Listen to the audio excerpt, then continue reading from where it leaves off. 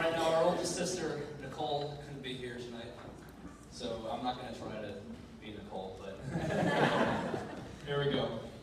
All right, so I want to toast the bride and groom, and I promise it'll be better than last time. Growing up, Suzanne and Nicole and I all got along, like shockingly well. Nicole and Suzanne were polar opposites, and I was just much younger. When Suzanne was growing up, my parents' best reference point for how a child should behave was Nicole. Nicole was no troublemaker, she set the bar very high. Suzanne, I can't thank you enough for providing an alternative framework.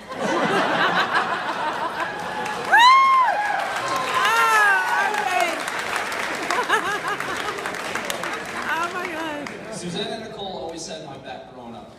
When I was 8 years old, I started to go to Adirondack camp. This was the kind of camp where they go through your mail in search of candy and ruthlessly trash every bit of it. About 2 weeks in, Nicole and Suzanne sent me a care package and a letter. The only thing in the care package was a stuffed animal. I followed their written instructions, tore the stuffed animal's head off, and it was full of precious candy. The counselors were so impressed with this smuggling, they didn't even take it away from me. And, needless to say, I was a pretty popular guy that day. Some years later, when Suzanne was 15 and I was 10 years old, I tattled on her to my parents. For what? Doesn't matter. She got in trouble and was obviously very angry with me. Now, the normal thing to do would be to never again share another wrongdoing with your big mouth, 10-year-old brother. Instead, Suzanne gave me another chance. She told me that same day she went and got her belly button pierced. Don't tell mom and dad. And I didn't. That gesture made a real impression on me.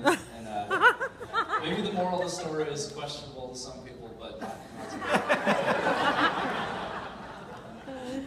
I met Chris for the first time when I visited Suzanne at UVM. I think it was their sophomore or junior year of college. But honestly, it's hard to think of a time when Chris wasn't in the picture. I spent a night sleeping on the couch at their old college house. It was a total dump. And my poor grandma had to see that place too. For me, though, I was envious.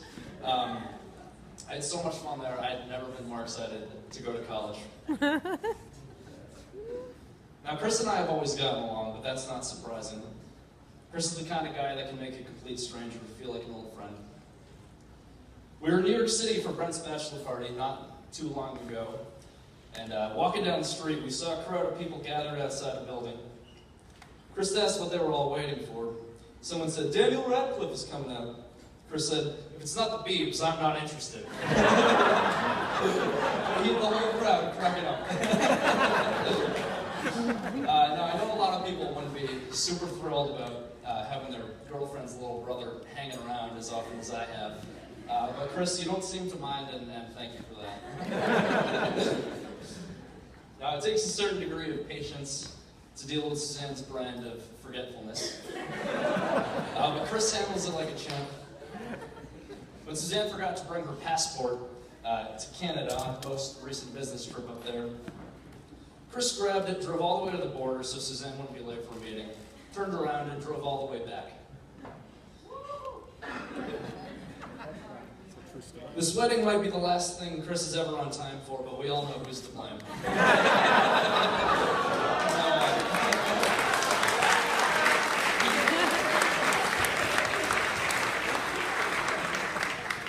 All right, now just quickly about me. Last September, I got a job opportunity. If anyone's looking for a broker, no. But anyway, it's the kind of thing you move to Oklahoma for. Now, not only did Suzanne fly down there with me when I moved into the Fairfield Inn, aka the Taco Tel. Not only that, she also later drove me across the country from our parents' house in Connecticut to my current address in Oklahoma City. Towards the end of our long journey, we spent a night in St. Louis. And then at 4 in the morning, our car was broken into, the window was smashed.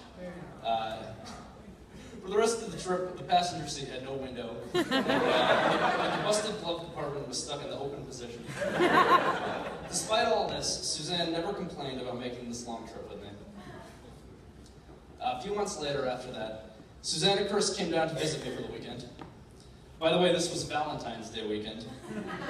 That Saturday, I took them to Lake Hefner Grill, and we sat at the only table of 3.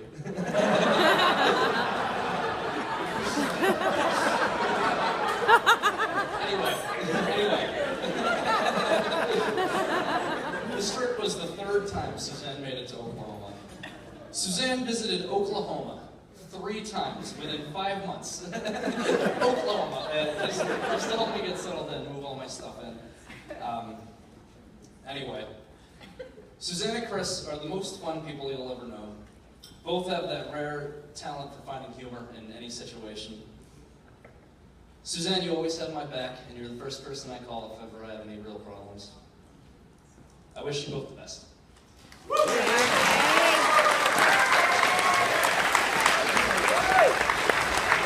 Well done, well done. Let's hear it for our everybody. Everybody.